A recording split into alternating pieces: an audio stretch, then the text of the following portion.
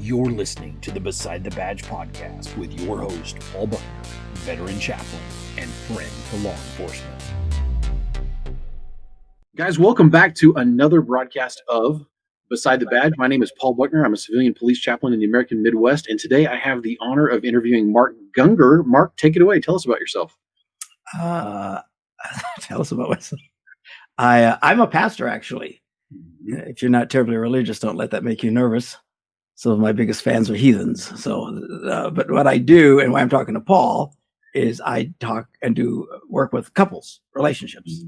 And by default, most pastors, chaplains, rabbis, all are thrown into marriage counseling by default. People figured we tied the knot. We can help it if it comes untied. You know, Paul, the funny thing about that is, do you know the vast majority, I mean, the vast majority of pastors and chaplains, everybody else, have had zero training in dealing with couples. Yep. You got to wonder, what are because it cannot be a mystery to people in our chosen line of work that's what we all wind up doing, right? Most pastors will tell you they're overwhelmed talking about marriage and dealing with couples. Yet these Bible colleges spend zero time preparing these people on how to do this. And it just frustrates them. I think it's just crazy. I don't know what the deal is. So we spend all this time dealing on theology and church issues and this and that, and throw us out there unprepared. So a lot of us are terrible at it. When I first started, I was horrible. If you came to see me in the beginning, you were doomed. I mean, seriously, man, 80% of the people I talked to ended up in divorce. Can you imagine going to a doctor where 80% of the people came out dead? Probably wouldn't go back. Who'd go back? And I thought, this sucks. I'm terrible at this. What is going on? So that's why I started working at trying to understand and trying to find just the basic keys to help couples more likely succeed with each other. And it's not overly spiritual. It's not, in fact, my approach is I try to talk. I wrote a book about all this called Laugh Your Way to a Better Marriage, available online. Yes. I'm like, where is it? Wait. Here it is. It's a very green book. Yes. It's not easy being green. Anyway, it's more of a book that chicks would read because it's got 18 gazillion words in it.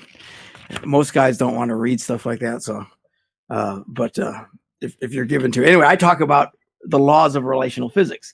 I want to find something that works separate from me, if that makes any sense. You know, like, sometimes we say, well, you got to do this and this has got to be that and everything. I want the laws I want, like, if you step off the roof, you're going to go down. Right? Yeah. It just happens all the time. Doesn't matter. You know, you can spend all day praying, Paul, and pouring holy water on yourself. And you know what? You're still going to step off and you're going to go down. Or let's say you're just acting like a complete heathen all day today. And God's the first thing, you know what? You step off the thing, you're still going to go down. It always works all the time, every time. So my approach in helping with couples is that kind of material. These are basic concepts that it doesn't really matter how you were brought up. It doesn't matter what you think. It doesn't matter how spiritual you are. It doesn't matter how sober you are. It just works every time, virtually all the time. So all of my stuff is based off this concept of relational physics. So that's what I try and do with people. And it tends to be very funny, because nothing's more funny than dealing with the insanity between a husband and a wife. Amen. And, you know, actually, if you look, I don't consider myself a comedian per se, but you know, it's called Laugh Your Way to a Better Marriage. And people laugh a lot if they've ever seen my material. But the DVD, virtually all the, almost every comedian has a whole routine on relationships, right? And people laugh hysterically. It doesn't matter who they are, because it's just funny. Do you know why? Because of the tension. There's this tension. And if a comedian touches that tension just right, people will giggle and laugh and stuff. So it works out good. I get people laughing, and then I smack them upside the head. And it works well. So that's what I do. It's why I do it. And even though I'm still pastoring up here in Green Bay, Wisconsin, the exact center of the galactic universe, I still go out and do a lot of these relational talks. So anyway, that's your question. What do I do? That's what I do.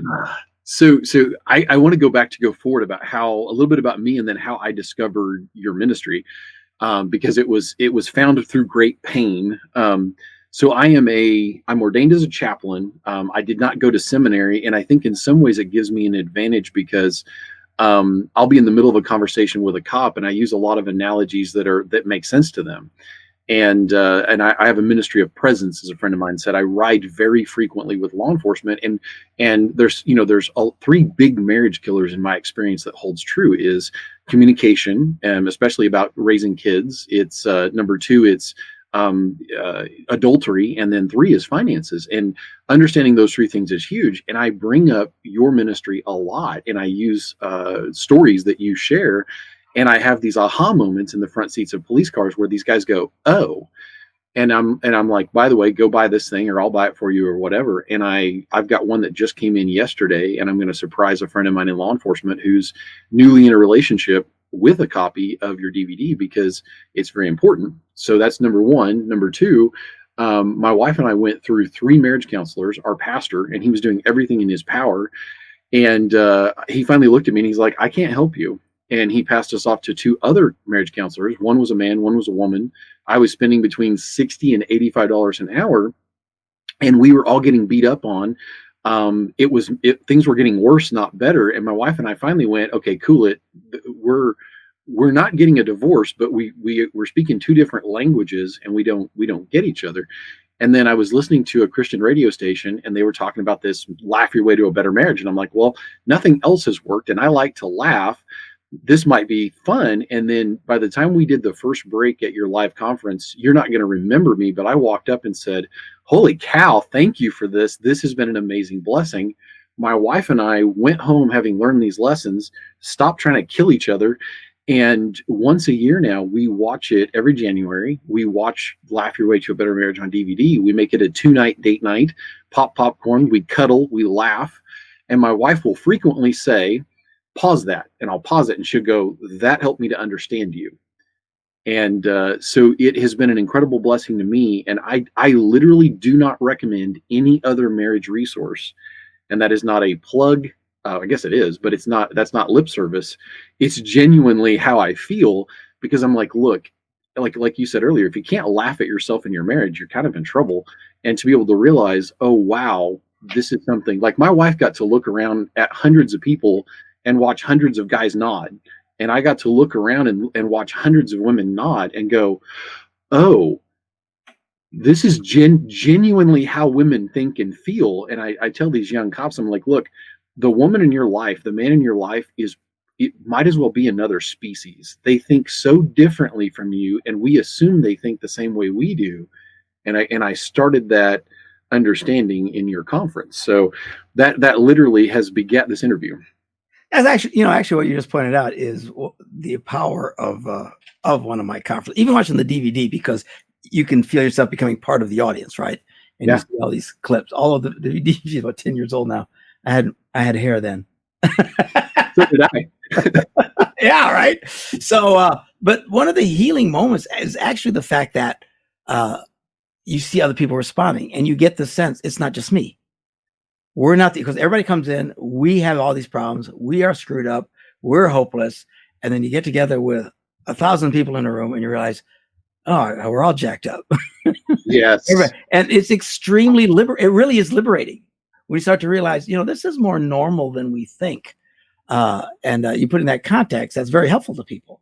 Because when you feel like it's just me, it's just my wife, it's just my spouse, well, how do you deal with that? When you start to realize, oh, wait, it's kind of all of us. Everybody deals with it. Just some are more successful with it than others. Some are terribly unsuccessful with it. They just never can seem to quite get it. But, you said to these guys that, that we expect them to think like us. I'm going on a limb here and piss off all the women listening. It's usually the other way around. It's women who just assume men think like they do. True. Most guys don't really have a whole lot of assumptions about anything. Want to come home, want to have sex, kind of a wrap for us, what I'm saying? So women will spend way more time trying to understand what we're thinking about than we ever spend even thinking. Amen. Which is what I go into about the nothing box. Men literally can sit and think about nothing, and women just can't understand it.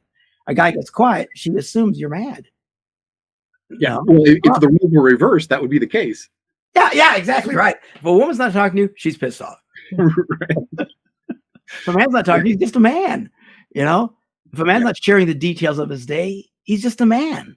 Yeah. If a woman's not sharing your details with it, then she's probably irritated about something. You know, I mean, it's just the way, and virtually everybody deals with it. Or sometimes it completely flips. I talk about that in my seminar as well. There's men who tend to think and act and respond more typically like a woman does. It doesn't mean anything, but take it to the bank. If a guy, he marries a woman who does the opposite. She's the one who's much logical and never wants to share anything. And so, you know, who's always been the chatty guy in our relationship? Me. La, la, la, la, la, la. I want to talk everything through. And my poor wife is like, you know what I'm saying? And it's usually reversed for most couples, right? So it doesn't really matter who does it. It's just that it's usually one or the other. And people tend to marry people different than them. Yes. Opposites do, in fact, attract.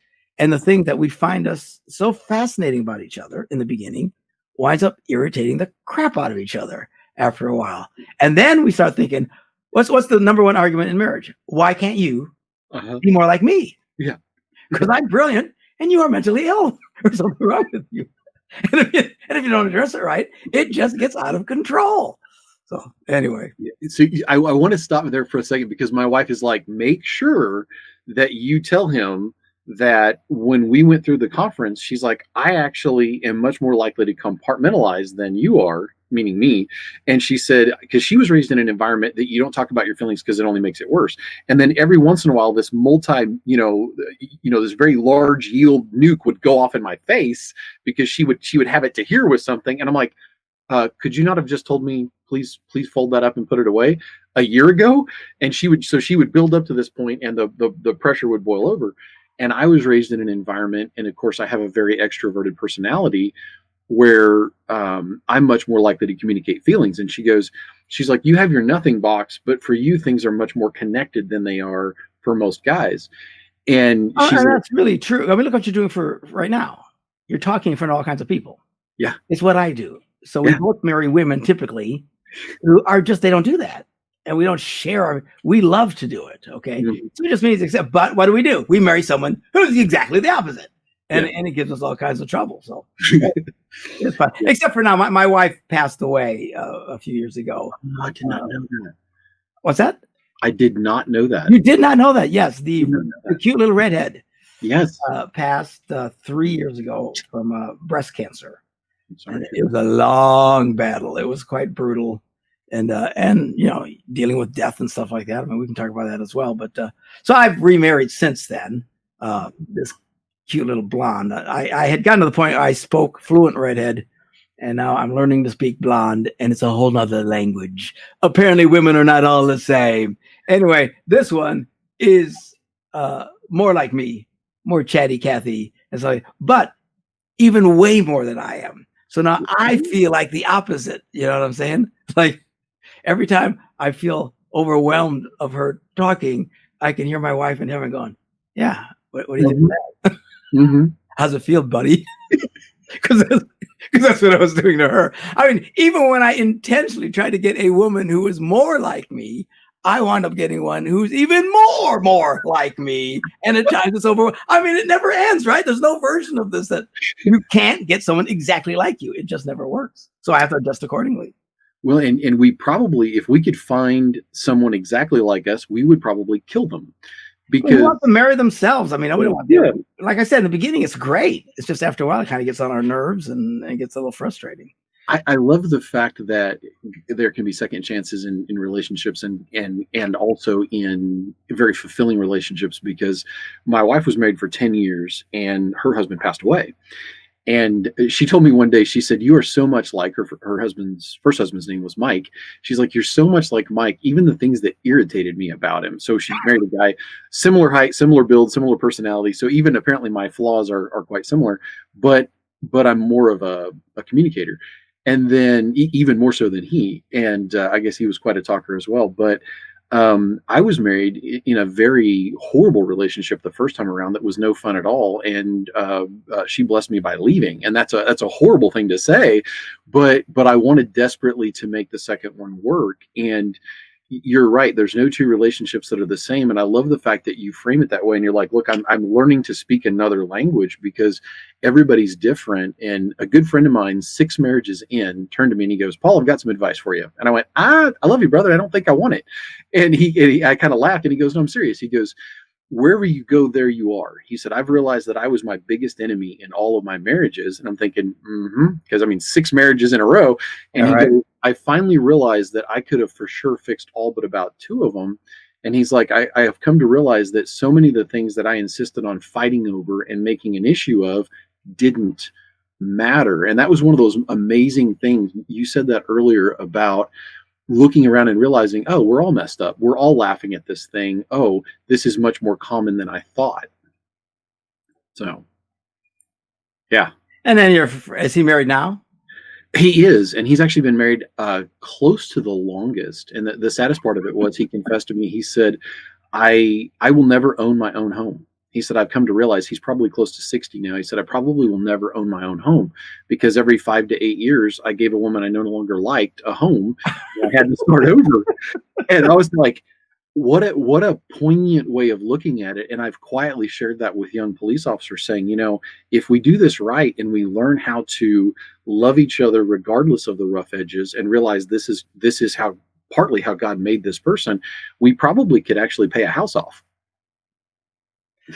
Divorce is you would think just from the financial cost alone, people would avoid it at all costs. But they don't. People get so mad, they just can't handle it. Statistically, you want me to make you depressed, and that's why we're here, is to depress as many people as possible. Statistically, and there's always exceptions. So you always got to be careful when someone says statistically, because statistically, hamburgers will kill you because most people who died ate a hamburger within 24 hours, so all in stride. However, saying statistically, one of the ways that you can virtually guarantee that you, your children, and your grandchildren will live at or below the poverty level for their entire lives is get a divorce. Ouch. It is devastating. Now, that's not for everybody, obviously, but anyone who's been through it knows, this is a little costly. This is a little painful. Yeah. Wow. And it echoes in the lives of children. And that's my mission, is to keep good cops behind badges. And unfortunately, the divorce rate in law enforcement is extremely high. So there's a huge need for this, even more so than in the church, or it almost meets overseas deployment military. Yeah. It's so high and it's so sad. And then the snowball just keeps getting bigger as it goes downhill, and it exacerbates because you know this better than I do. But once you've had a divorce, you're more likely to get another divorce, which means now you're 4 times more likely to get another divorce. And, by the time the snowball hits the village at the bottom of the hill, it wipes everything out. They say that the divorce rate is 50%. That's only true because repeat offenders still keep climbing back into the pool. It's really true. First-time marriages do not have a 50-50. I mean, like young people today are terrified of getting married. Why? There's 50. No, it's not. It's really low. It's like 20%. And then if you come from a really good home, it drops dramatically. Yeah. Good home from the standpoint that your mom and dads are intact and you're not repeating patterns and stuff like that. So it's not. I mean, it's all horsemen, but it's only because repeat offenders keep climbing back in the boat. And by the way, there's a reason, not often discussed, but why guys in your field that you work with, or military guys, have such stress in their relationships. And that is because everybody changes over time. Mm-hmm. Everybody changes over time. Under stress, people change more quickly. You start to accelerate the change. Now, under normal circumstances, we go through the changes together and at a reasonable pace, and you can adjust accordingly. Although even then, a lot of people don't. They're looking at each other 55 years of age, and they don't even recognize each other anymore because they never adapted to the changes. And then they get divorced at 55, which is insane. Now they lose all their savings and retirement. It's, like I said, very expensive. But what happens, like particularly with the military, under stress, you change quicker. Anyone who's lost a child, anyone who's been through some horrific event, know that they change quickly. There's an accelerated change. But even in those cases, At least you're there with your spouse and you can at least try to adjust to the changes together. What happens with the poor military guys is the Army separates them, then puts them under great stress for a year to a year and a half at a time, both the wife and the husband. And what happens is they start to accelerate in change. Then when they come back together after deployment, they're happy to see each other. Everybody gets laid. Woo, it's great. And then all of a sudden you realize, who is this person? I don't recognize you anymore. What? Because they weren't there for the change. And that's why their divorce rate is so high. But first offenders can also, first offenders. All you criminals out there that you worry, first responders. There's a lot of first offenders out there too. I think I was a first offender at one time. First responders are also under a lot of pressure and a lot of stress. And what happens is they start accelerating change. And if they're not communicating that at home, then they're going to be staring at a stranger, both the wife or the husband, and they won't know why. And that's why. That's why you've got to be intentional about this. When you're in this kind of business, if you will, you have got to talk your stuff through, or you both have to realize people change over time. I'm not the same obnoxious snot I was when I was 18. All right. I'm 66 years old now. I'm just not the guy. But you're doing life together. You adapt to it. But man, I'm telling you, pull away from each other and you're going through stuff and you're not connecting, you're going to have a difficult time. This is really good stuff. I'm picking up little gold nuggets. That's one of my phrases. I'm picking up gold nuggets as we go, because that frames it in a way I've never been able to frame it for these young officers. And a lot of them are veterans. They deployed to Afghanistan or Iraq, and they fought, and they were forced to take a life to save their own or that of a friend. And they come home, and like what you just said, that makes so much sense, because they've been in another environment and they've changed significantly, stress, trauma, whatever. And then they come home and parallel to them, but independently, their spouse has changed significantly. And I wonder. Here's the good news: is anybody can get along with anybody if you understand why they do what they do. Amen. My whole seminar, if you'll remember about it, is based on just getting people to understand each other. I'm not trying to change anybody. I mean, I'll talk about bad behavior that needs to change. There's some stuff, if you're having girlfriends on the side, that could be a problem. Yep. But I'm talking in general. I don't try to change men, and I don't try to change women. The whole time I'm trying to explain each other. This is why they do what they do. So even though someone changes, you can still get along with them and have a successful life, but not if you don't understand the changes. And that's key. And we have, actually, my number one customer, if you want to call it that, is the U.S. military. The bulk of my stuff all comes from them. And we've developed programs. Do you remember the flag page that we talk about at my seminar? That is huge among military people. And particularly for when they come back after deployment or a traumatic event, like if it's a first responder, and then to try and reconnect with them. You can get along with anybody if you understand why they do. But if you don't know why they do what they do, you'll always get angry and bitter. For example, in my seminar, I talk about how men tend to compartmentalize things. You mentioned that earlier. And we do. Men put everything in a box, and the boxes don't touch. We don't, whereas women, everything's wired together. So when a guy is not connecting everything like she does, she doesn't know why. She assumes it's because he's a jerk, because he's an insensitive butthead. Okay, that's the go-to thing. When she's always connecting everything and he doesn't understand what he just assumes, well, she's psychotic. She needs medication or whatever, because we always go to when you don't know why someone does what they do, and you give the reason why, it's almost always, number one, wrong. Yeah. Number two, it's always bad. The reason she does that is because blank, blank, blank. The reason he does it is because blank, blank, and both are farther from when you start to understand why they do what they do. And that's the aha moments in my conference, where all of a sudden they go, oh, and it's mostly women. It really is. Because men really aren't trying that hard to figure anything out. but women are, when a woman goes, oh, that's why he does that. Oh, that. I talk about the nothing box. Men can literally sit and think about nothing. And I have had more, Paul, it's a fairly simple concept, right? Right. I guess I'm a genius in the simplicity. And actually, I just basically ripped off concepts from other guys that I've read before. I just made it more fun and easier to understand. So it's just a very simple concept. I have had more people tell me, women tell me their marriages were saved because they understood the nothing about concept. Nothing. What? You're in hell relationally because you understand this one concept. Yeah. And now that you understood that, you're fine. Yeah. Why? Because every time that he would be quiet, she assumed he's quiet because he hates me. Because he doesn't love me. And it's always a bad thing. When you start to make him understand, no, he's quiet. That's what guys do. We don't, the way a man relaxes is to stop thinking about stuff, right? But women are the opposite. If women don't talk to their stuff, they'll go crazy. So you got these two worlds that but when you start to understand, okay, that's why they do. Okay, she's not a witch. All right, he's not demon possessed. Okay, so, and you start to understand it. So here's a specific thing. One of the in this test that we do helps couples understand just what makes them tick, right? And by the way, the military actually uses these tests. Special forces use it, and it's not for marriages at all. It's just to help teams work better together. I would recommend a lot of these departments, man, get this test and do it because it just helps people work better. You start to understand the people that are watching your back. Okay.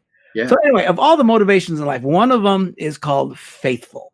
Here's the thing about someone who you did your flag. Do you remember your flag at all? It's been so many years ago, but it's been a while. Anyway, one of the things that's possible about faith. Here's one of the things about faithful people.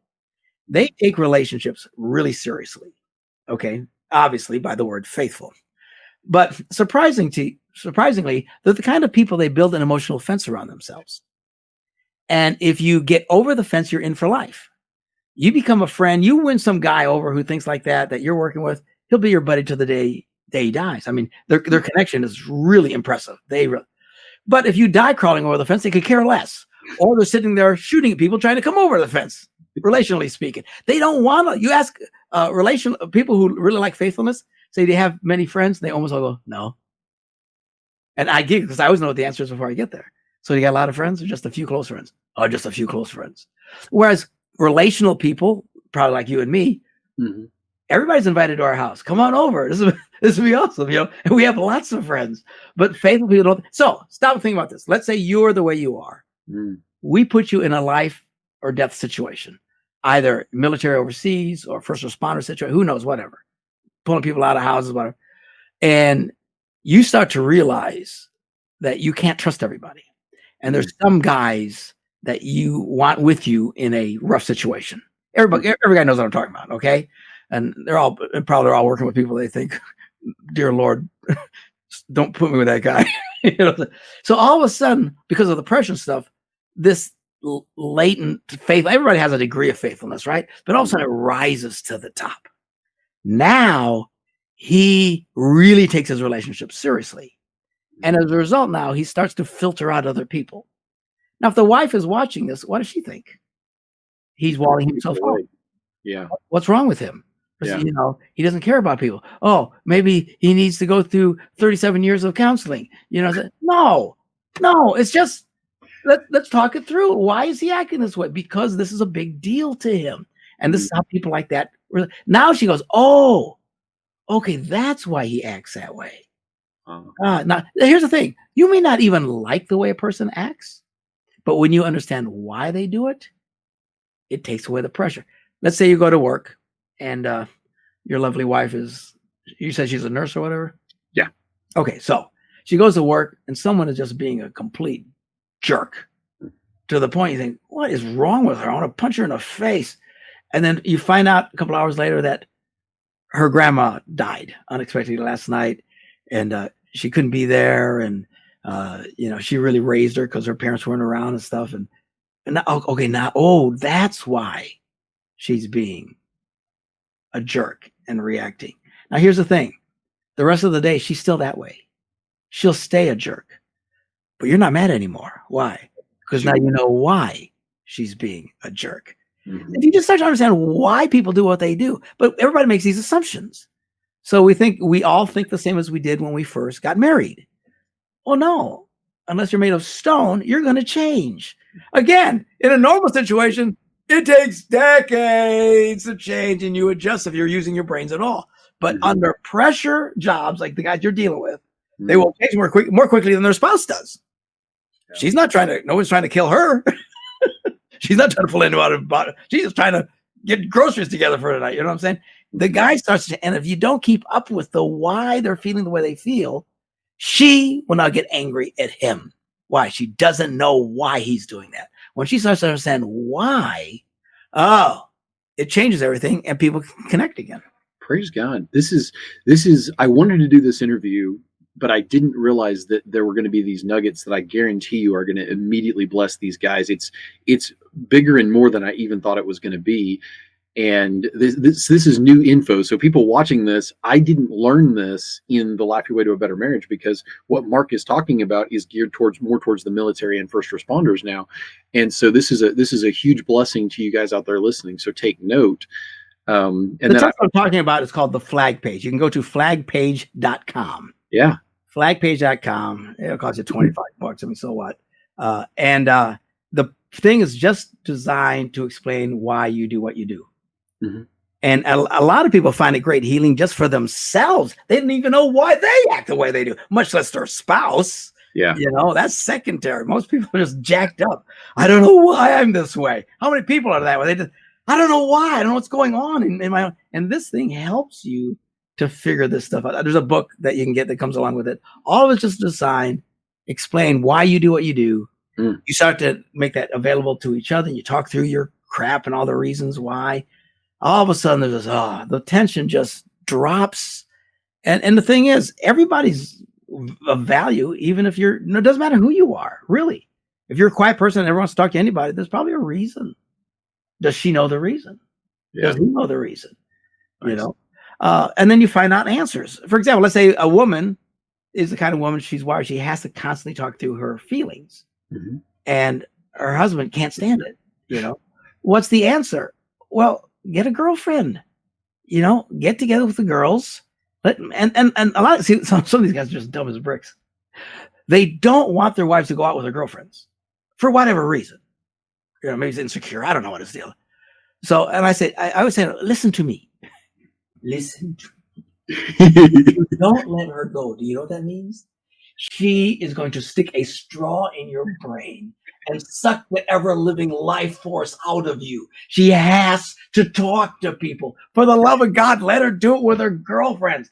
Give them $100 and let them get out. So they come back. They're happy. You're happy. She's not pulling on your brain. But they don't want to talk to her. And can I go? No, you didn't say, oh. Well, now he's created the nightmare scenario that he's living in, right? Oh man, I'm telling you. There's a lot of guys that don't like their wives hanging out with their family for whatever reason. I don't like her mom. Oh, you moron. You should have thought that through before you married the girl. All right. But still, if you don't let her take those connections, she'll try to get everything from you. And most guys can't handle it. But see what the guy assumes, I don't need it, so you shouldn't need it. See, everyone should be like me. So why are you spending time with your mom and your sisters? You know, you should just be home with me, because that's the way he is. He doesn't want to talk to his mom. Can't stand his own sisters. It's amazing he's in jail for beating up his brothers. All right. So he doesn't understand it. But I said, you don't understand what you're doing. You're setting up a scenario where now she will try to suck the life out of you, trying to make you into her mothers and sisters. Yeah. Best case scenario. I got a call from a couple in Canada. They're getting ready to get married. Mm. And this ignoramus, God bless his heart, lays down the law. They're like, 6 weeks from marriage. I said, what's the problem? She goes, well, he just declared that as soon as we get married, he expects me not to spend any more time with my family. And I think,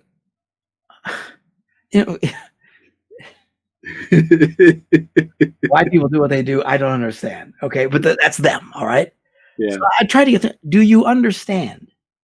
If you don't let her connect with her family, she is going to talk you into an early grave.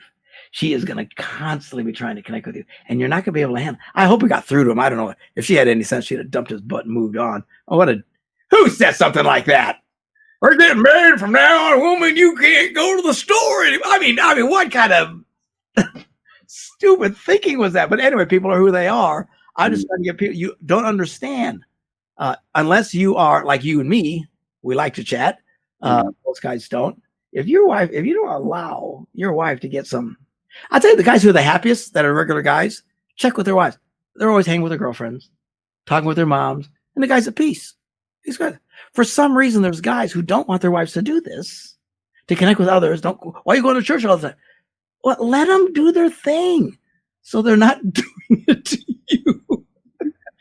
I have a friend. Okay, see, now I'm married to a woman who drocks me to death. I used to do it to my wife. I thought I was at the top of the food chain. I am not. I am, in the evolutionary chain. I'm just a rabbit. She's way up here. Thank God she talks to her mom and her sisters. And whenever she says to me, do you mind if I do a girls' night out? Oh no, please go. by all means. How much money do you need? So I encourage it. She just said, can I get more involved in the church? I'm thinking, oh yeah, please.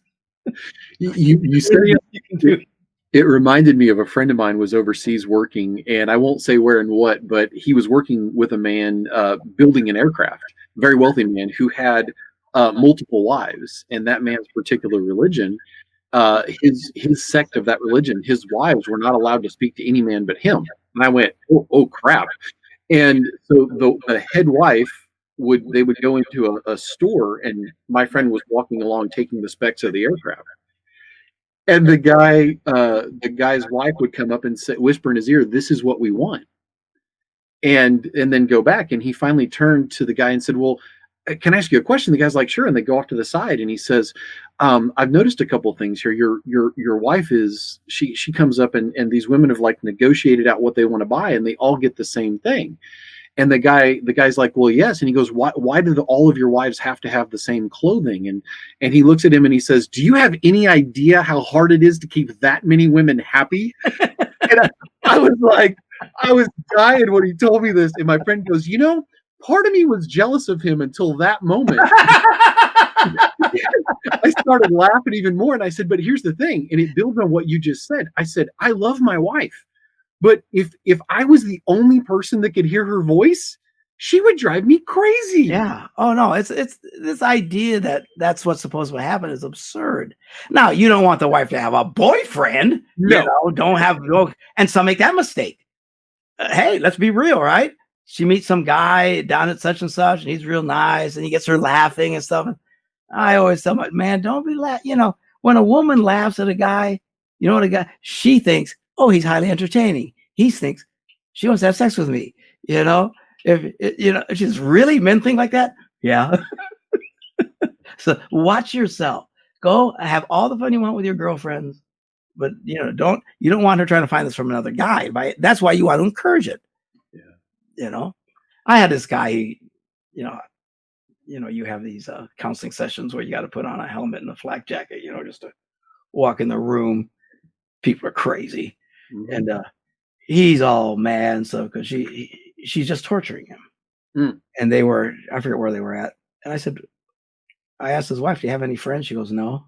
And that right away set an alarm. I says, well, are you from this area? She says, no, I'm from Seattle or something like that. And here's and the advice I'm about to give is you can't control. I get it. We all got to go where we can get work, right? It is what it is. But women tend to make their closest friends where they grow up. And what this guy did is, despite her protests, moved her away from her family and friends to a new place. And it wasn't even that much better of a job. I said, do you realize what you've done? Now she is only going to have your world that she wants to pull from. And it was killing him. And I always advise guys, if you can, keep the girl as close to her family as you possibly can. Now, a lot of guys get insecure about this because they don't like the family, which, by the way, if you're single and you can't stand the girl's family, move on. For heaven's sakes. So guys, they're way beyond that. Don't, especially if you're won't let her talk on the phone and stuff to them. I mean, they don't realize what they do. But I always advise, keep the girl as close to your family as humanly possible. If you want to live in Los Angeles, don't marry a girl from Chicago. If you want to live in Florida, don't marry a girl from Green Bay. I mean, that's just my best advice, because despite the bravada, and now I will criticize the women. Women say they're great at relationships, right? They're full of crap. They're horrible at relationships. You want to see people, women argue, just get a bunch of women together. They can't stand each other. I think, what? You guys always claim you're great at relationships. You guys are horrible. Says, no, we're not. We're communicating. We can't stand each other. Well, how was that great? Here's the thing, Paul. I just met you. I got the feeling if you and I were earshot of each other, we'd become best buddies, hanging out and doing all kinds of stuff that should get us in trouble within a couple of weeks. Yeah. Honestly, women don't do that. Women don't make friends, despite all they talk about. They don't make friends very easily. Right. So you want to encourage her to make friends. My advice, easiest path, keep her close to her home. But if you move her, encourage her to make friends. Don't be fighting that. Because I know a lot of guys who fight it for whatever insecure reasons they have, and it creates a nightmare for them. Man, let them. You can have in the same block 10 women within walking distance from each other who are like at a church. They all go to the same church and stuff like that. And you know what they do? They're lonely all day long. They're lonely. I'm talking stay-at-home moms. They're lonely all day long. And what's odd about it is if the roles were reversed, and sometimes they are, guys will stay home and take care of the kids, whatever. But if you're staying home with the kids, and I'm staying home with the kids, and Bob's staying home with the kids, and we're within a 10-block drive, you know what we're going to do? Let's all get together, man. Let's take the kids to this, right? Yeah. It's what men do. Let's get. I don't want to do this by myself. It's driving me crazy, Let the kids play with each other, so I don't have to deal with the little demons, right? Mm-hmm. But women won't do that. They will bear it all. They will bear their 3 minutes from each other, and both of them will be lonely as they can possibly be because it's just hard for them. I don't know. It's like I'm fortunate enough in life that I can hire a cleaning woman. All right. Do you know what wives do before the cleaning woman comes? They clean.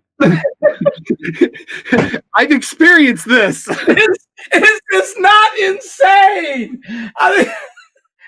I guarantee you that you or me or any of the guys watching this, we hire a cleaning woman's going over. We're going to go, oh, thank God. We're just going to leave the place and let her straighten it out. But not the women. I don't know, man. It all makes me crazy. They think different. It is amazing. We talked before we started this briefly about how men and women might as well be two separate species. And our culture is teaching men and women, oh, you guys are exactly the same, which is a load of baloney. Yeah. And I had a conversation with a young woman that was getting ready to get married, and she was Blue family. She was in the first responder side of things. And she was talking about how this gentleman, we think so much alike and this and that and the other. And I'm like, I'm just going to tell you a truth that you probably don't want to hear. Past the salt and the light and the sugars and a couple of chemicals that make your gray matter and his gray matter work the same, there's oxytocin and testosterone and all these different things that go through your brain that I learned a lot about that from you and started researching it. I said, literally, the way that you process something and the way that he processes the exact same event are completely different. And she's like, well, how so?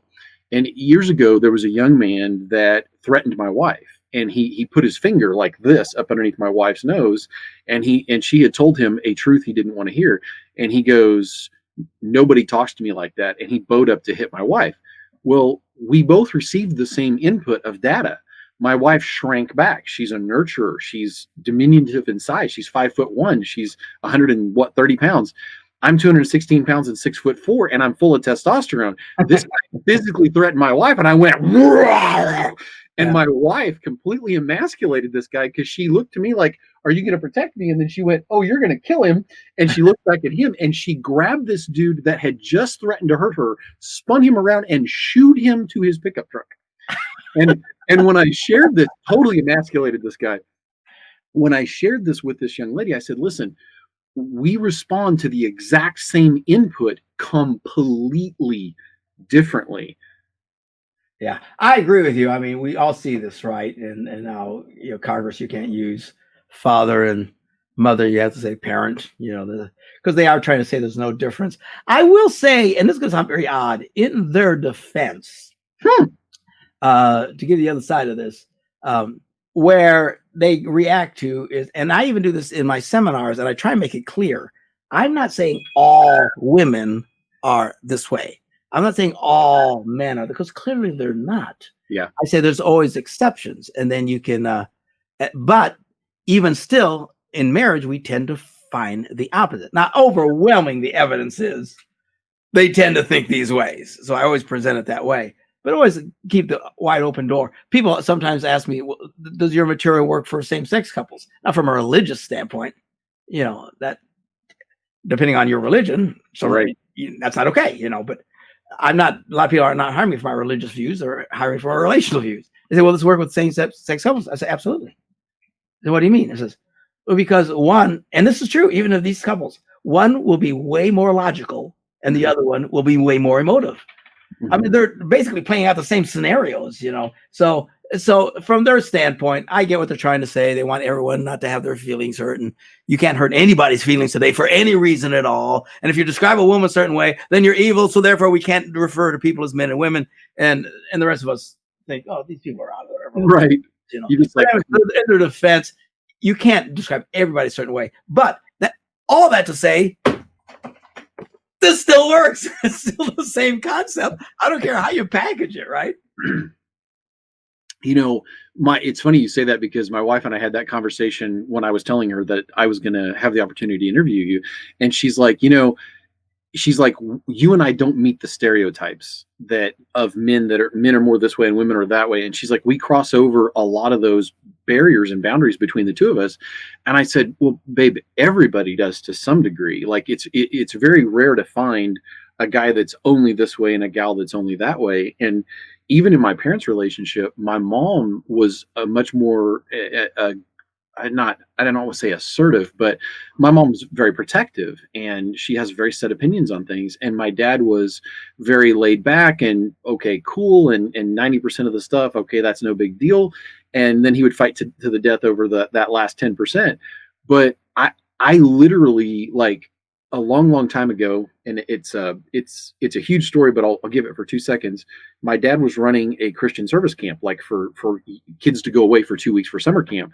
And a guy trespassed and threatened my dad with a revolver, like that he was going to shoot my dad.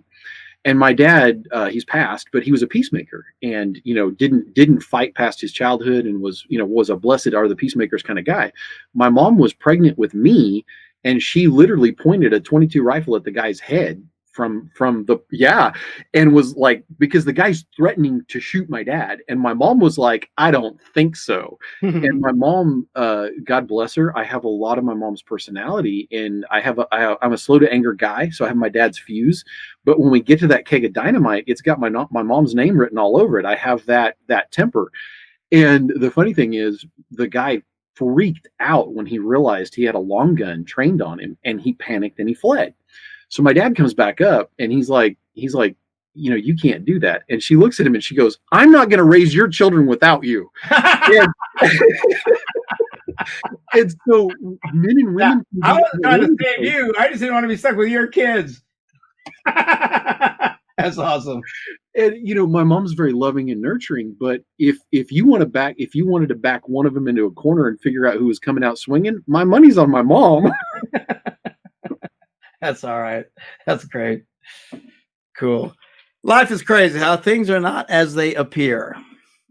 We go in, for example. Oh my.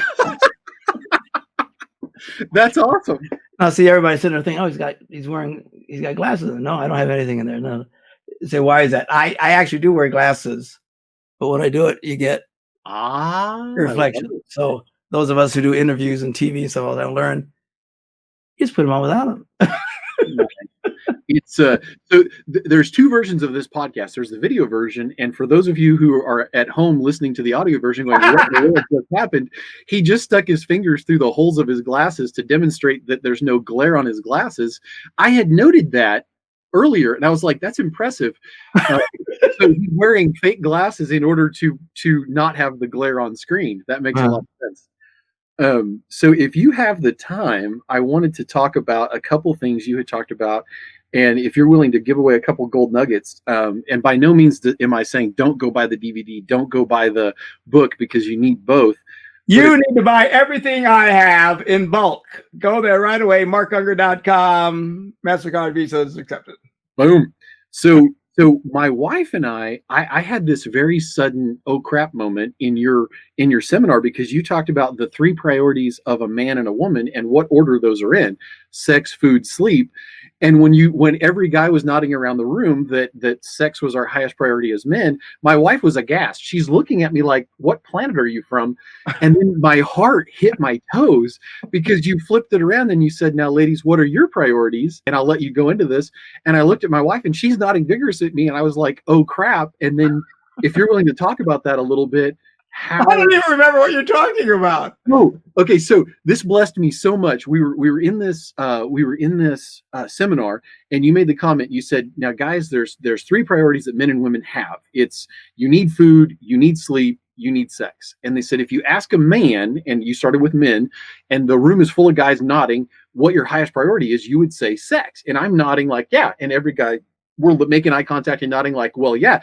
And every woman was like, no way. And I'm thinking, you've been married to us for how long? And then he goes, I don't get it. Yeah. He goes, you go sex, food, then sleep. Because a guy will stay up, make a sandwich, eat it, and then go to bed. He'll get a little less sleep to make sure he gets sex or food. And my wife was looking at me like, what planet are you from? And then my heart hit my toes because you made the comment and you said, now, guys, this is gonna freak you out, but it's flipped for a woman. It's sleep, then food, then sex. And I was like, I am so I scared. remember when I was quoting something from a survey published by USA Today. They say the number one need among men was sex. Yep. Number two was food. Number three was sleep. They did the same survey with women. The number one receipt was sleep and food and sex. Yeah. So I encourage guys, okay, well, take the kids for a while. Let them peel your brain like a banana. Let your wife take a nap. Why? Get that one out of the way. She wakes up from her nap. Go make her a sandwich. Make me a sandwich. Go make her. Why? Now you got that out of the way. Now what do you want to do? Oh, I don't know. Well, and see, I have blessed more marriages in the front seat of cop cars, talking to first responders at the bus barn for the fire department, than I can shake a stick at, because these guys are like, we've got our third kid and my wife never wants to have sex and she's always stressed out, and she's like, what's wrong with you? You want sex. And I will relate that story, and I always credit you. And then you don't have to do. Well, I want people to read your stinking book, because those things have blessed me immeasurably. And my personality type, I'm an ENFP, and I want to see you succeed because I'm made happy by it. So that's why I've ended up doing what I do. But the end result, I'll tell these guys, now listen, you can hack this and you can make this work in your favor, because take the stress off your wife. The number one need a woman has is sleep. Most women have trouble sleeping. They need more sleep than you do. It shortens their life if they don't get it, and they might shorten your life if they don't get it. So why don't you go home and say, hey, babe, I'm going to take the three kids and I'm going to play with them in the yard for a bit. I'll wake you up from your nap. Don't set an alarm. And I'm going to make dinner. And I said, guess what you've just taken care of? And then I get this little sly half smile from these guys who go, okay, that makes sense. And it's funny because that's a relational physics. See, that works all the time. No matter what you believe, no matter how spiritual you are, no matter how educated, that just always works. It's like stepping off the roof. It's always going to fall down. Yeah, exactly right. And you taught me another thing in that seminar that I never forgot. And I'd love to have you talk about the point system a bit, but I learned so much by the point system. And at first, when you first shared it, my heart hit my toes again, because I thought, how can I win? And then you laid it out. And I did a date night with my wife that she talked about for weeks. I took her in my pickup truck to the top of a hill in a state park. It was a $20 date. We cooked food in a fire pit, watched the sun go down, and watched Hulu holding hands, sitting in two chairs side by side.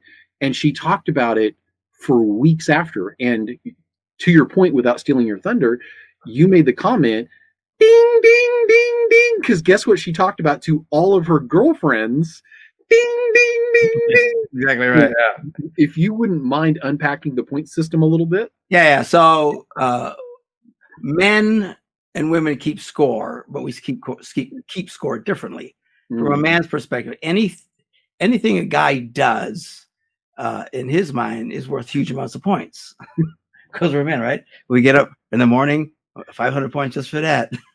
We go to work, especially if you're a firefighter. I've got a dangerous job, man. That's 4,000 points just for that. Come home, I didn't stop off at the bars or chase other women. There's a big, so a guy sits down, it's like 8,000 points for the day. Mhm. And then his wife is wanting him to do stuff. And he says, what's wrong with you? I'm waving points for the day. It's your turn to catch up. Man, every guy knows what I'm talking about, right? We just think it's unfair. The problem is the way women count is very simplistically. They give 1 point for everything. You get up in the morning, ding, 1 point. You go to your hard job, ding, 1 point. You come home faithfully, ding, 1 point. You walk in the door, you got 3. All right. Now she also got up. She had her job. She cleaned the toilet, took kids to piano lessons. She had to cook dinner. You walk in the door, it's 13-3. And now she wants to yell at you because you're not doing your thing. So anyway, the thing is to figure out how to make it work for you. Now the problem here is that men don't understand the system. They think in order to earn a point, it has to be big.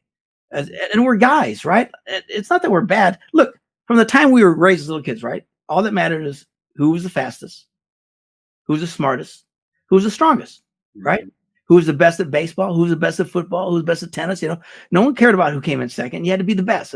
And we kind of get jobs where we do that. A lot of guys do what they do for a living just because they're better at it than anybody else. They get praised for it. A lot of these guys, they go and they're whatever they're doing for a living as a first responder, as opposed to a first offender. And I think that's pretty funny. Anyway, so we're drawn to that, and we think these are points. So a guy thinks it has to be big. So if a guy's going to go buy roses for a woman, he won't just buy 1 rose, okay? Because 1 rose, 1 point. Guy's going to go out and drop, I don't know how much is it for a dozen roses? A bunch of money, right? Yeah. And you come with a big production. The guy's always got to be the big production and stuff. What guys don't understand is when you hand her the dozen roses, you know how many points you still got? 1. It makes no difference.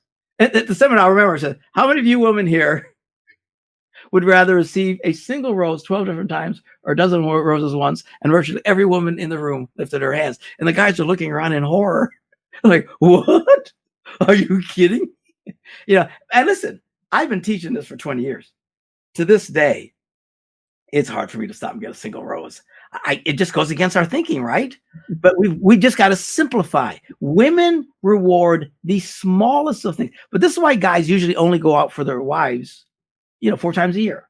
Birthday, anniversary, Christmas, and the obligatory Valentine's Day, right? We're all forced to do something. And we do something, spend a bunch of money or something really thoughtful. And we think, well, that'll hold her. No, you just got 4 points for the whole freaking year. You got to realize it's little. But the good thing is that a woman will judge all kinds of things as a point. You cleaning off the table. Ding. You having her dry the dishes. Ding. There's all kinds of things you can do all day long where you're constantly, because women will reward virtually any simple act of kindness with a point. And guys can score big that are just little tiny simple. To them, it's a big stinking deal. And if you, in response to your analogy, if you can get her to do something that gets her talking to her friends about it, then you make out like a bandit. Because every time she tells her girlfriend what you did or what you're going to do, ding, ding, ding, and you're not doing anything. You're just earning points. She comes home, she's just grinning from ear to ear. Why? He thinks you're amazing. What'd you do? You didn't do anything. Just she got a chance to brag you up. That's why I always tell guys, a lot of guys think, I'm going to surprise my wife. I'm going to do something. I said, don't. Most women actually don't like surprises. Some do. Figure out your own. But a lot of times, if you're going to plan a special night, tell her ahead of time. Hey, guess what, baby? On the 14th, such and such day, I'm going to take you out to dinner. I got this restaurant all picked out. So like the minute you tell her what you're going to do, ding, and you haven't done anything yet. Amen. Then every time for the next 6-7 days, whatever, she's going to tell you, guess what Bob's doing? He's taking me such and such. Every time she tells another woman what you're going to do, ding, ding, ding, and you're not doing a freaking thing. And then you finally take her, ding, you've made out like a bandit from one simple act of kindness. Put it in her language. But guys don't respond so much to the small little things. That's why women get so mad at us. Why didn't he pick up his underwear? Well, who cares? Because to us, it's got to be big to get a point or a series of points. Again, we're wired. It's got to be significant. Fine. But to a woman, it's not. It's got to be the other way around. You want to earn a point? Pick up your underwear. She walked in. You picked up your underwear. Ding. He made the bed when he didn't have it. Ding. Little things. All the stuff that you step over and walk over and ignore all the time. These are opportunities that you are throwing away. The good news for a guy is this. Some of you are working way too hard in your marriages and failing miserably. because you're looking for big special things once in a while. No. Look for the little things. You can make out like a bandit, getting all kinds of emotional points from your wife. Mm. The simplest of ways. Instead of dropping $100,000 for a bunch of roses, see that one rose that they're selling for $1 on the because it's going to die the next day. Buy that one, bring it home, and you get the same response as the dozen roses. Yeah, I'm telling you, it's great. Now, always exceptions to this stuff, right? Some women, they want the dozen roses and the airplane flying over the, if that's what you got, then work hard because it's going to cost you a lot of money. But most women don't think that way. It's the littlest things. And what do? We ignore the little things all day long. And I tell women, the reason we ignore things is not because we're evil. Men are not evil. It's just that we're men. We are built in a system that we think small things don't matter. Yeah. All right. But guys, you're the one who wants to win. You got to do the little things. By the way, speaking of winning, I was with a bunch of pastors last year in Israel. And we're doing this tour. It's a horrible tour, actually. We were some tour guides. They had to explain every rock by the side of the road for an hour and a half. And it was had visions of taking my own life. It was just horrible. Just shut up. All right. So anyway, at some point during a break from these endless lectures from 7 in the morning till 7 at night, wow, these pastors all got together and they knew who I was. And they said, "Okay, Mr. Relationship Man, give us some advice." And I thought for a minute, and a lot of these guys were older than me. I'm a geezer. I was the junior geezer on this trip. And I said, "Okay, all those stupid fights that you have about this, that, and the other around the house?" "No, yeah." I said, "Just let the girl win. What do you care? Yeah. What do you care where the chair is? What do you care where the curtain is hung? What do you care about this, that? Just let her win." And this older pastor looked at me and said, "Pastor, why would we let the girl win?" I said, "Because I want to get laid." And they all burst out laughing. I said, "Well, you morons, what are you thinking? I want to get laid.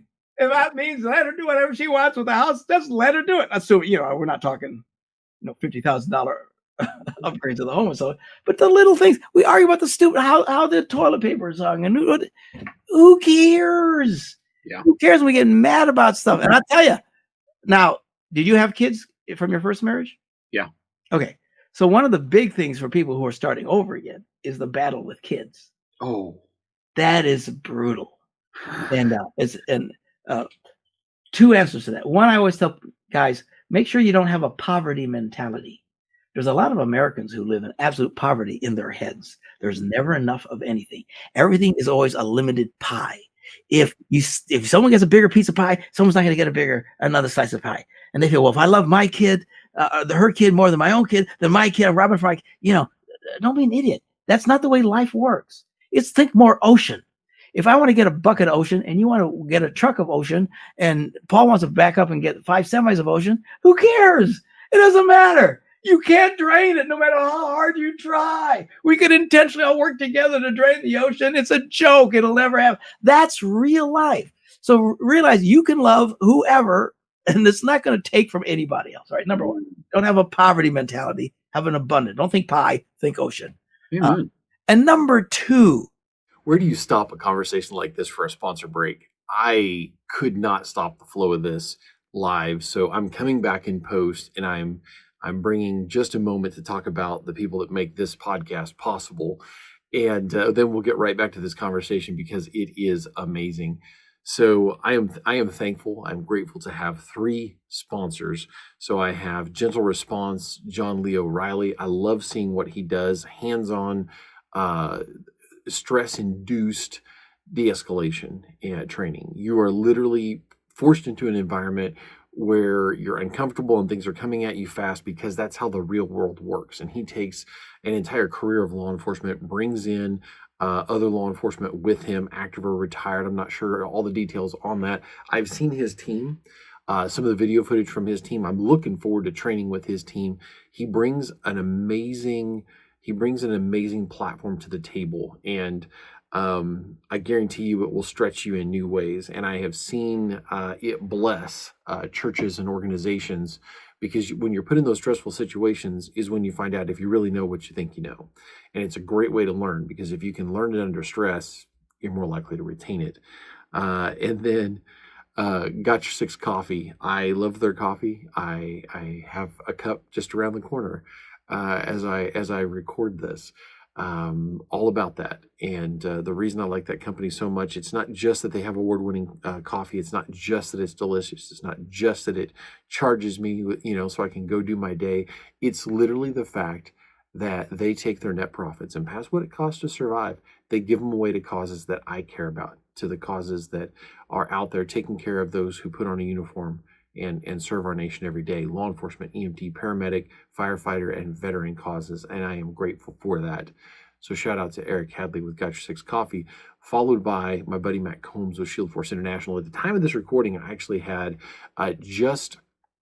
we had just done an interview with him for the Church Safety Guys. He's a friend, he's a mentor, he's very high speed, and talking about some of his training. And he's actually moving to some online training, and to where he can actually interact with people over greater distances. And he travels to churches, travels to law enforcement departments, and trains with them directly. So imagine training in active shooter drills in the facility that you need to protect. Imagine working through those scenarios in an environment that you are in every day. That's the kind of stuff that he brings to the table. Matt's a friend, Matt's a mentor. I can't wait to see some of the stuff he's got coming down the pipe, including some advanced training for some of the stuff I've already taken. So let's get right back to this interview. I've learned 5 words as I've gotten into a marriage with a woman who her husband had cheated on her and new kids and stuff like that. And here's my key to success. I say these 5 words to myself all the time. And it's just shut the hell up. I'm sorry, 6 words. I add my name. Just shut the hell up, Mark. Just shut the hell up. I say to myself all the time. Nobody hears it. And I go, yeah, okay, yeah. Some of the stuff you think you have to say, no, you don't. Well, this is so important, and I don't want anybody to miss this, because when my wife and I first got married, I'm sitting in the living room and I'm folding towels correctly. So I'm sitting there and I'm folding them in half and in half again and in half again, and I'm like, look at me, I'm a man and I'm helping. And so as I'm sitting there, and she looks at me and she goes, "You didn't fold that right." And I'm thinking, what the heck? I absolutely folded that right. This is the way everybody has folded towels from time anon. And she goes, well, she's like, it's not that you folded it wrong. She goes, you have to fold it in half and then in thirds, because that's the only way it fits in the cabinet above the toilet. Uh-huh. And I went, oh, because there's a little linen cabinet up there. And I went, oh, and that's what I tell these young police officers and first responders. I'm like, look, you came from a house that's an over the back rolling house, and she came from a house that's an over the front rolling house for the toilet paper. You came from a house that you stacked all the dishes in the sink, and then the unlucky soul that was tasked with it had to put it all in the dishwasher. And I'm like, listen, and I take them back to your seminar, because I'm like, look, I learned a decade ago in that seminar that I can keep making tiny incremental deposits, a penny a day doubled, right? I can make these tiny little deposits into the bank account of my wife's affection for me.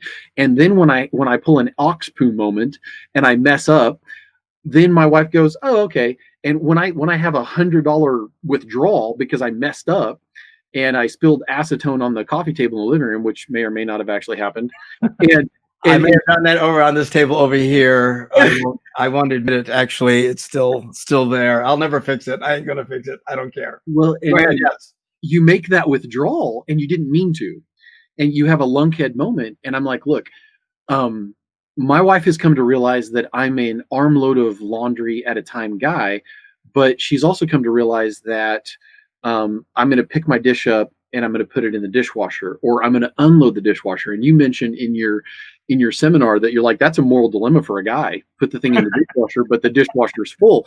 And I had to overcome that moral dilemma. I forgot about that. That's right. What do we do? And so I've come to realize that if I put a load of laundry into the washing machine as I go out to feed the livestock, that's a point. And then when I come back in and I put it in the dryer, that's a point. And when I put the clothes on the couch, because that's where they live until we fold them, that's a point. And the point system helped me to understand. And my wife is an acts of service love language person. That's like her biggest love language, is do this for me.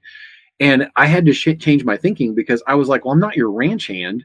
And then I had to realize that's how she receives love.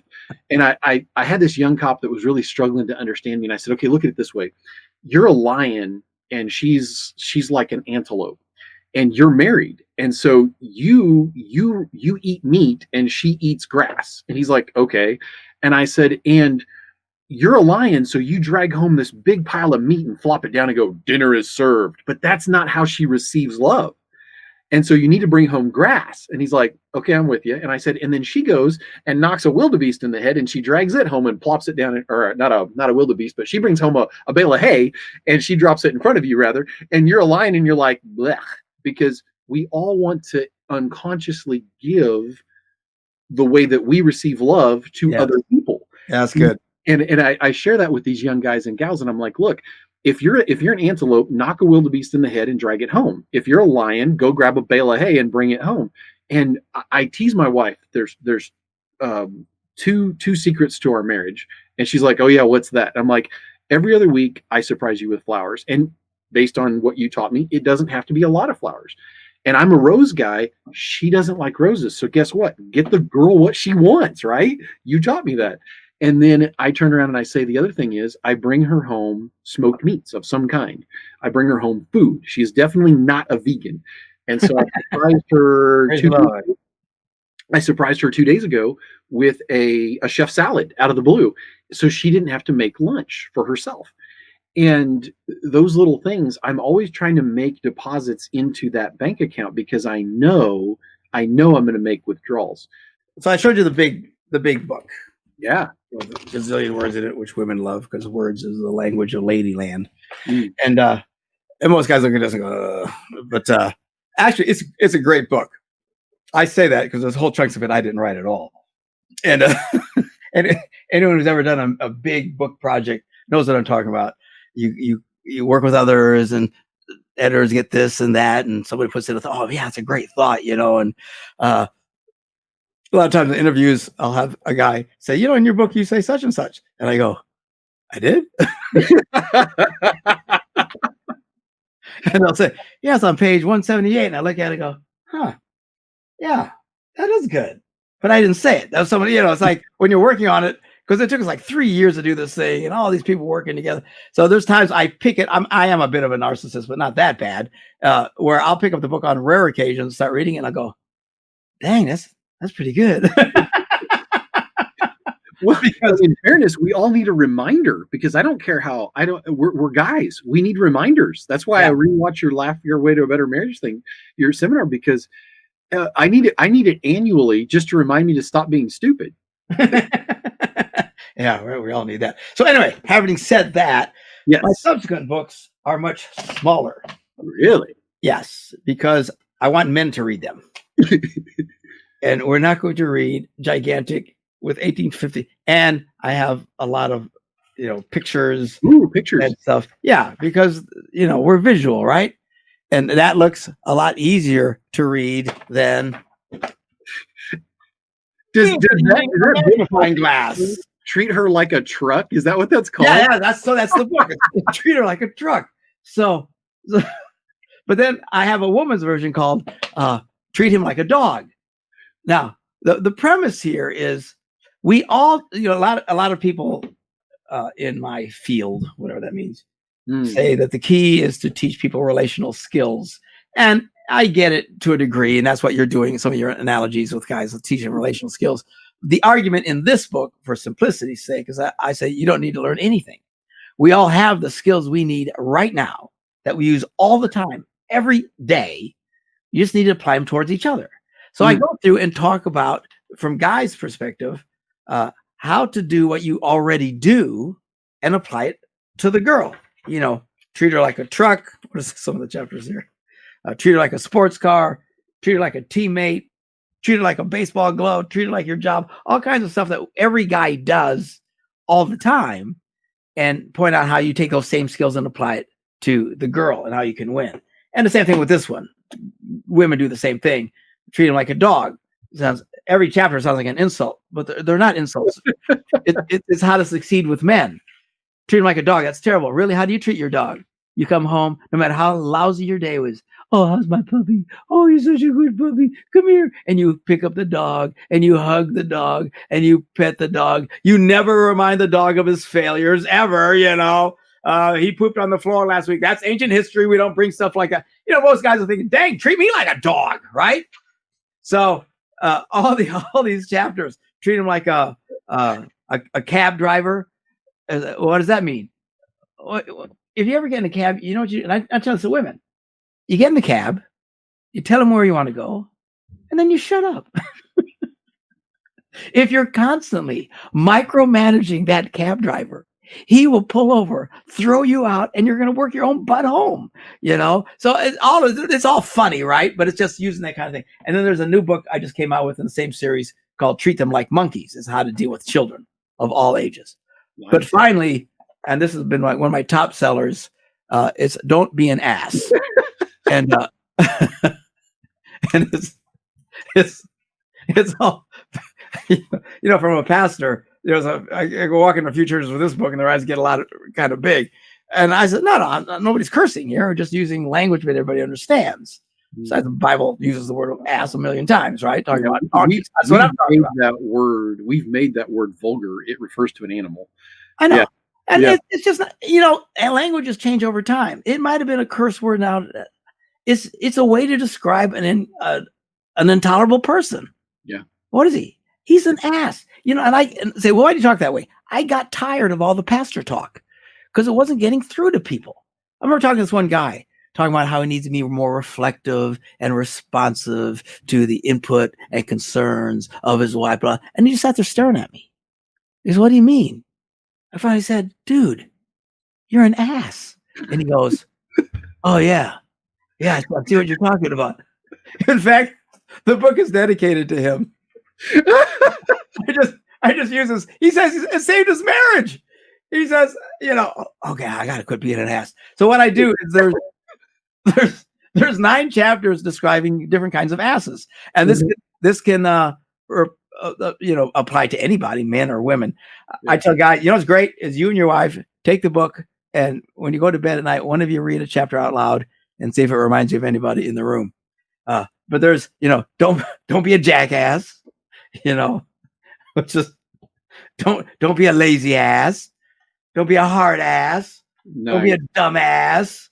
Don't be a smart ass. And I go and I describe these asses and very comical, but it's designed to be a reflection, a mirror, right? Mirrors are our friend. You don't get mad if you walk past a mirror and see egg on your face. You go, oh, thank God, I saw that egg. So it's designed to be a mirror. It's what it is. So it's kind of a book of what not to be, but presented in a funny way. I love it.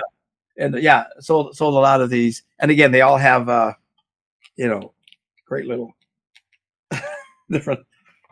Here's a picture of a cheap ass. Nice. They're all these different donkeys. It's hilarious. Here's a smart ass. I have this problem, actually. I can never give a straight answer.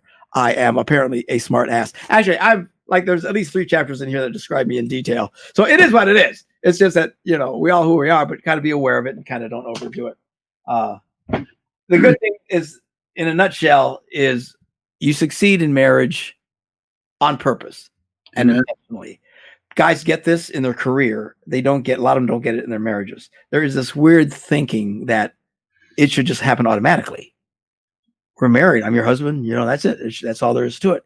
No, you have to, anything that you do in life, if you succeed at it, you do it intentionally.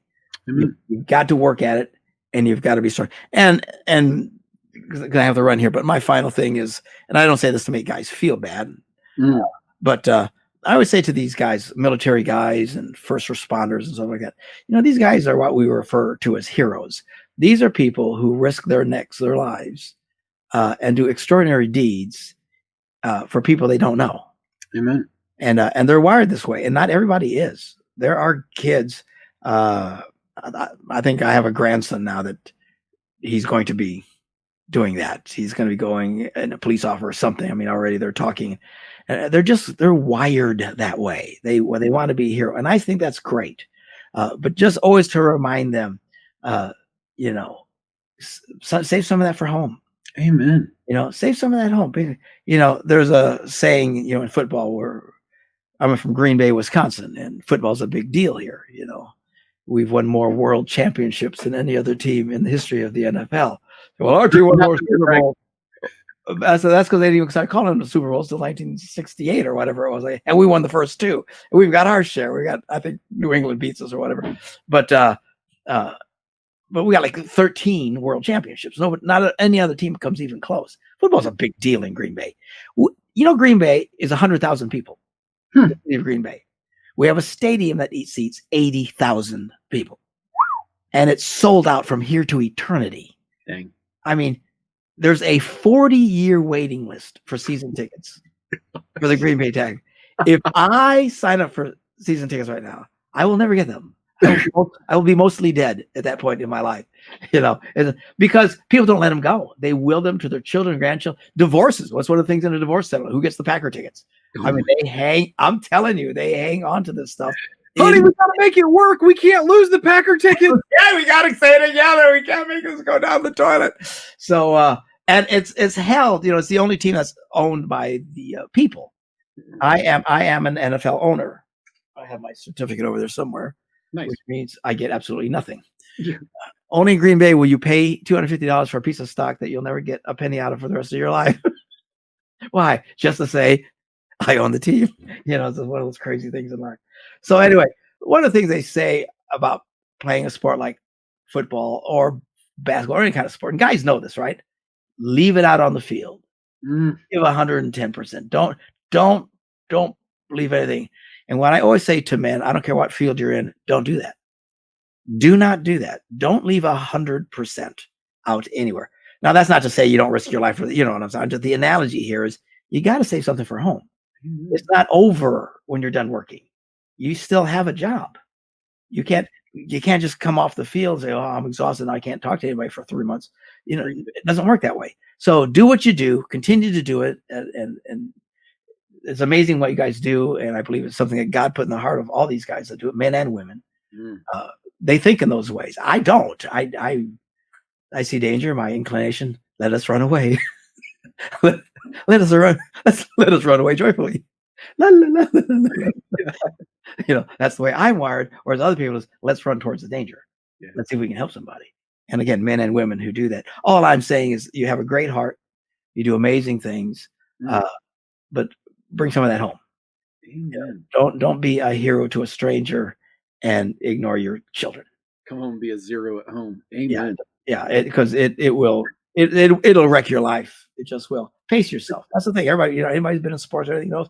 Pace yourself. I remember once I was in high school back in the 1800s, and I was on the track team, and they had me running. I was one of the fastest kids in the school. They had me doing the quarter mile. Well, we came to do a track once in an indoor track. I don't know if you've ever been in one, but they're really tiny, and you got to go around it like 3 times to get the quarter mile. Well, I took off. The gun goes on. I take off like a bat out of hell. And I'm like, this is easy because visually, this is really tiny, right? Because I'm not pacing myself, and I'm burning a first time around, second time around, third and a half time. I just and I was the last guy across the finishing line. It was one of the most humiliating experiences of my life. I'll never forget it because I didn't know how to pace myself visually on a small circle I kept going around the big quarter mile track. Yeah, okay. Remember, you got to get this far. So that's all I'm saying. You know, do life, pace yourself. Don't just spill it out for everyone else and not for home. And I think what a great analogy, because there's guys that really struggle, really, really good friends of mine that are my brothers, that they struggle when they go home because they feel that they've racked up 50,000 points today. They feel like they've done their bit for king and country, and they get home and they forget that the queen needs them at home too. And I talked to them about that. I'm like, look, dude, and I love that analogy that you just gave, and I'm going to use the heck out of it with these guys, because we can be really lunkheaded, and we get home and we're like, I'm 50,000 points up. I saved a kid from a burning building today. Yeah, okay, but those points don't matter inside of your house, not the same way you think they do. Yeah. It's a challenge. And look, there's always days, where you literally come home with nothing. Mhm. And then I think you just got to say it. I had one of the most brutal days of my life. I love you guys. Please understand, I got nothing left to give. You see, you do that from time to time. Nobody cares. Yeah. Everybody understands. You do that every freaking day. Your kids will hate you and your wife will divorce you. You Yeah. just can't do it all the time. Not to saying there, because everybody knows some people might be listening right now and just panicking, go, oh, there's days like, well, everybody gets that. Same with your wife, if she comes back, it's a horrible day at the hospital. She's got nothing left. Mhm. What do? You cook, you deal with the kids, But if that was every day of your life where your wife couldn't do anything when she got home, you wouldn't like it. So, yeah, anyway. It's hard. It's supposed to be hard. Life is hard. This is not heaven. Right. All right. Amen. And, So I know you've got to run very, very quickly. Tell people where they can find you. And so if they want to have you in person or they want a DVD or a book or whatever. You can go to my website, Mark Gungor, G-U-N, like a gun, G-O-R. Very violent sounding name. Gun and Gore. Mark Gungor. MarkGungor.com. And that's it. And you can find all the information there. Would love to do some stuff in person. This pandemic thing has been brutal to people like me, and just have not been able to get out in public in front of anybody for the better part of a year.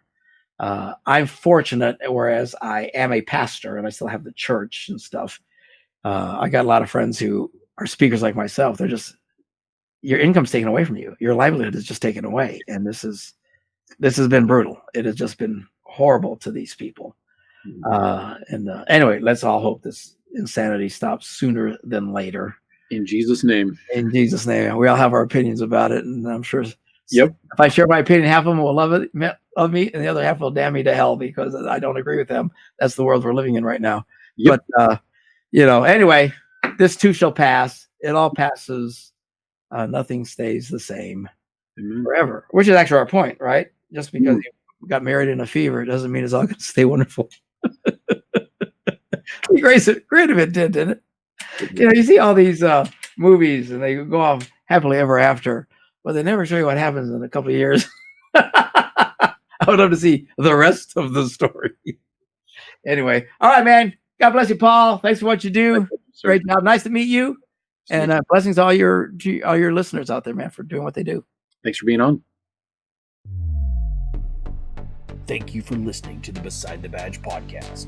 Stay safe out there and be sure to subscribe and share this podcast.